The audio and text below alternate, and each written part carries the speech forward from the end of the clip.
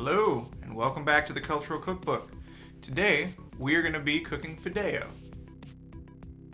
For this recipe, you will need the Fideo noodles, or if you can't find them, you can break up thin spaghetti into 2-inch pieces, some tomatoes, chicken broth, onions, garlic, and oil.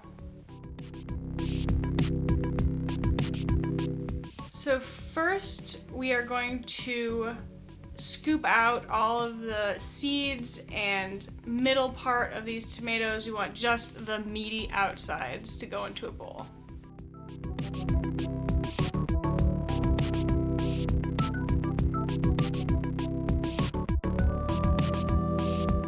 And to that, we are also going to add a roughly chopped up onion.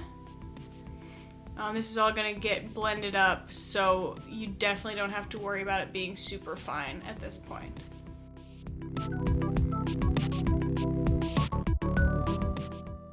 And we are also going to add a couple smashed cloves of garlic. Trusty bench scraper coming out to help with the smashing process here.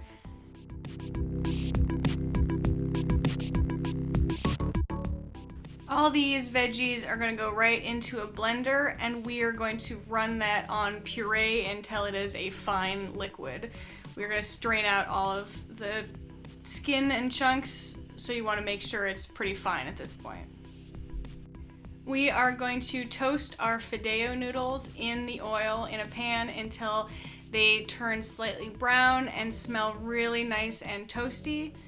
And when that happens, you can use a mesh strainer to get mostly just the liquid from the veggies in there. If you have a little bit of the ground up pieces in your blender and don't want to waste it, you can put them in there too. You're just trying to avoid most of the skin and get that veggie essence. And we're gonna add in our chicken broth. And we're gonna let this cook until it gets to the desired consistency. So our recipe suggested that we cook it down until it was thick, almost spaghetti-like consistency. I know that some people serve Fideo in more of a soup style. So at this point, it's kind of up to the chef's decision. Depending on how much broth you add, that could take anywhere from 15 to 45 minutes to get down to a noodly consistency. Well, it's a good dish for a cold day, especially with a couple weeks of rain. This would be a great opportunity to make this one. Ours would have definitely benefited from some of these fresh farmers market tomatoes that we're already starting to see.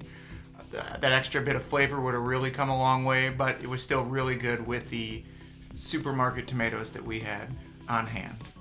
We really hope you'll give this one a shot. And yeah, makes great leftovers. We had a lot of fun with this week, so enjoy.